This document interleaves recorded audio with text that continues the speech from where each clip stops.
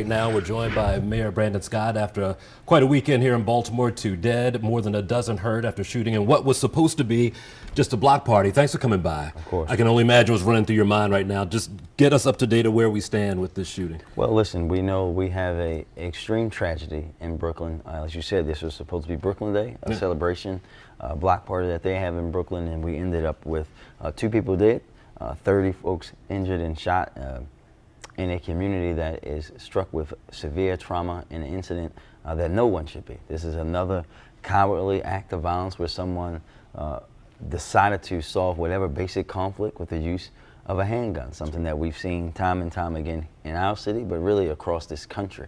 And now what we have is the entire weight of city government down there trying to help and support those neighbors, getting people the trauma. Whatever they need, we're offering it to them. Like you talked to a parent who they were $1,000 short on a scholarship for a young man to go from that neighborhood to UMES, and we're able to start that process and get that assistance as well. Everything that they possibly can have, we're going to be giving it to them. And I think that the trend we keep seeing about these young people being involved in the violence, I think it hits so close to home to everybody in the community, parents especially. What can be done even more so to focus on helping these young people? Well, listen, this is why we're putting record amounts of money into our school system. This is why the entirety of my time in office, we've been investing in recreation and parks. In fact, one of our rec centers in design is about, you know, a 5-minute walk from Brooklyn Homes that's going to be built in the park in between Curtis Bay and Brooklyn Home, one of our new rec centers that we're going to be building, because we know, especially in South Baltimore, that that neighborhood has been ignored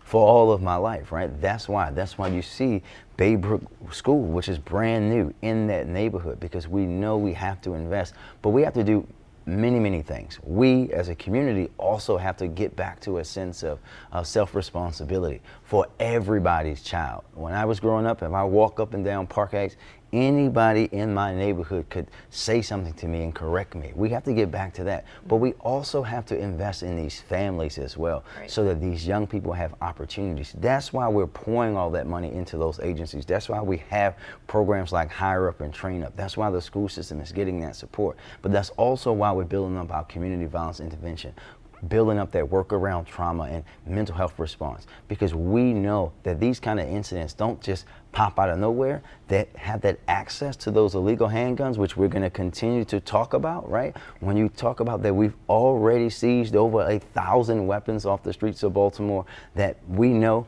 most of them come from outside of the state of Maryland. We have to talk about the issue with guns, not just here in Baltimore, not just here in Maryland, but this is an issue across the country. I've been hearing from my brother and sister mayors since the incident happened, and they say we have the same kind of things happening, and it all revolves around people who shouldn't have the ability to have a handgun, having access to them, and all the other factors that are going on into their life. This country has to get serious about dealing with people who should not have weapons having them in their hands. One more question for you. You're mad yesterday, as you should be, and I'm imagining you're mad this morning as well. There's a call to action for the older folks. And no, it doesn't have to be elderly. I mean, I'm people talking about people our age, yes. To do something, rather than shoot a video, to pick up the phone and make a phone call, or step in, do something. Yeah, I think that Jason, and I'm not expecting everyone, right, to be able to just go and intercede. That's not for everyone, right? Everyone's not going to go out there and do what the brothers like myself and We Are Us do. But everyone can mentor a young man and a young woman. Everyone can go volunteer at a camp. Everyone can help the young people in their families. We can't be a community where we're solely relying on other folks to solve our problems. Yes, police, every agency, government, everyone has to be better. But that everyone includes us, and particularly younger men our age, who've grown up in the city, who understand the city, who can help these young men in ways that other folks can't. Those are the folks that we need so many more of them, and so many of them do. But every strong brother that I talk to is always looking for more people to help them with their programs, with the young people that they're interceding in. And the kids just want time. They don't want money or trips. No, they just want your time time is what's and valuable. energy, and we have to show them a different way. We know that there are billion-dollar businesses that pump this image that them having a gun makes them tough. We have to show them how you truly resolve conflict, what truly makes you strong. And as my forever brother, rest in peace, Dante Barksdale would say, that forgiveness is the strongest thing known to mankind. And he didn't say it in those words. Like, we have to show those young people that, because we should not be a society where it's okay for a grown man to film a young man with a gun and not say anything and doing that for likes. That's not okay. That is never going to be okay.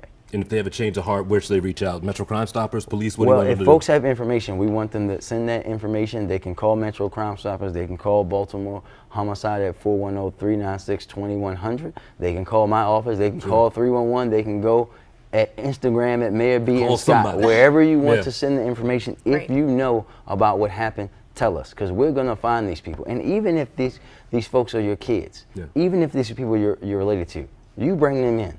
Allow them to save what bit of humanity they have left. Allow yourself and your family to lift that burden off of you, because you would want someone to do the same thing for you as someone came to your cookout and murdered your daughter, your son. You would want someone to say something. Help us help that community get the healing they deserve. All right, Mayor Scott, thanks so much for coming in this morning. We Absolutely. appreciate it. Thank you.